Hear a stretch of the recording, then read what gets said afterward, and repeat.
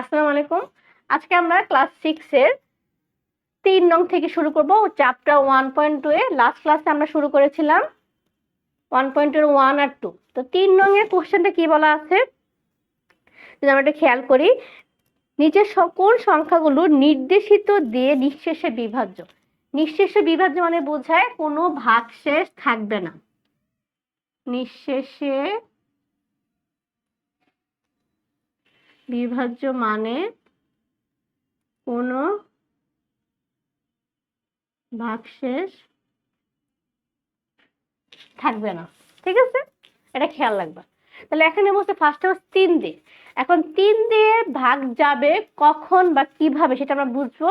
বোঝার উপায় হচ্ছে এই ফার্স্টে এরকম সংখ্যা লিখবে, লেখার পর লিখবে আমরা জানি কোনো সংখ্যার অঙ্কগুলোর যোগফল 3 দ্বারা বিভাজ্য হলে ওই সংখ্যাটি 3 দ্বারা বিভাজ্য। লেখি সুতরাং 545 সংখ্যাটির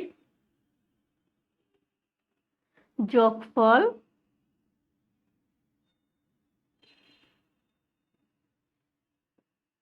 5 যোগ 4 যোগ 5 কত হচ্ছে 15, সরি 14, কমা দিবে হবে সেমিকোলন।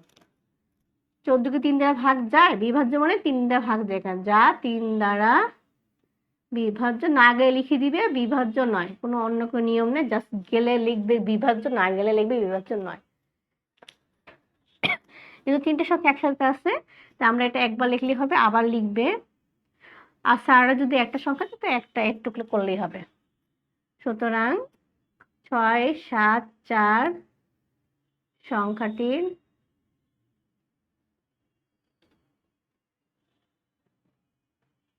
যোগফল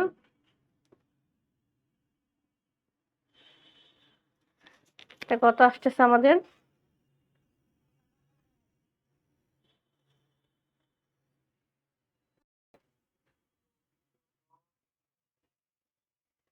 24, সেমিকোলন দেওয়া লিখবে 24 কে 3 দ্বারা ভাগ যায়, যা 3 দ্বারা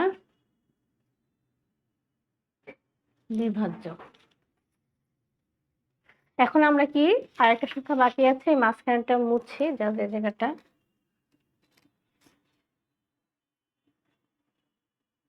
এটা যাবে কিনা জানি না, লিখে নিই আগে। 8, 5, 3, 5। তো সেম ভাবে এটাও লিখবে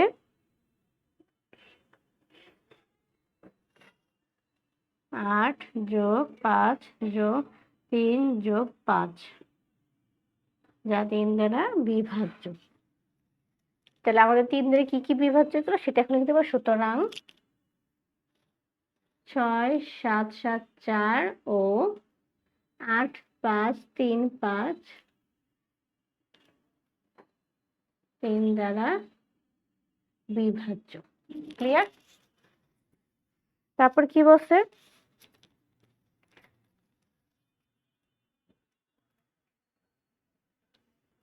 এখন আমরা করব খ নংটা।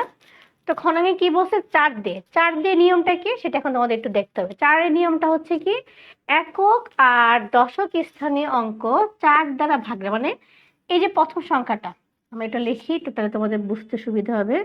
আমি সবসময় বলি অঙ্ক মুখে বোঝানোর থেকে লিখে করে বোঝানোটা মাথায় তাড়াতাড়ি ঢুকবে।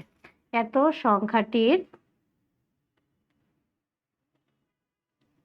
একক ও দশক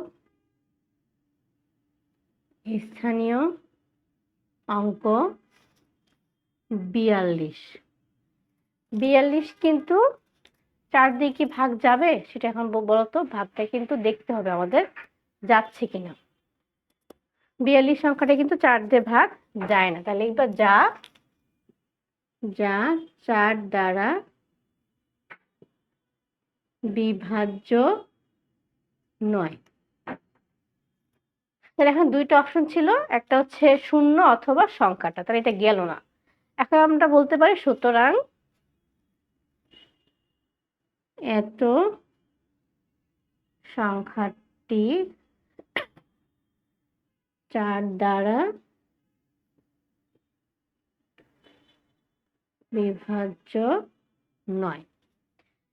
আমি সেম ভাবে পরেরটা দেখাই, এখানে মুছে করে যেতে অনেক লেখা।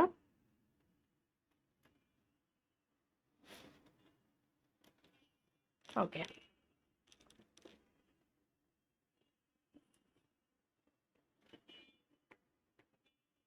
এটা সংখ্যাটা কত আসতেছে? 84, যেটা কিন্তু 4 দিয়ে ভাগ যাচ্ছে। কেমন যাচ্ছে? কারণ এটা ভাগ করে দেখতে পারো, 4 দুগুণে 8, 4 একে 4, তাহলে একটা গেল। এখন আমরা 3 নাম্বারটা দেখি যায় কিনা।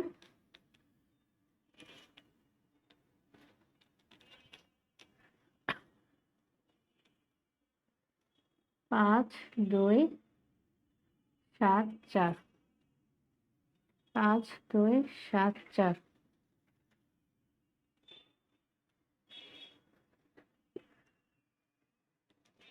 এখন এটা তোমাদের একটু হিসাব করে দেখতে হবে যে এটা ভাগ আমাদের 74 ভাগ 4, এটা কিন্তু দশমিকে চলে আসছে, তাহলে কি মানে এটা যাচ্ছে না। তাহলে আমরা কি লিখব? বিভাজ্য নয়।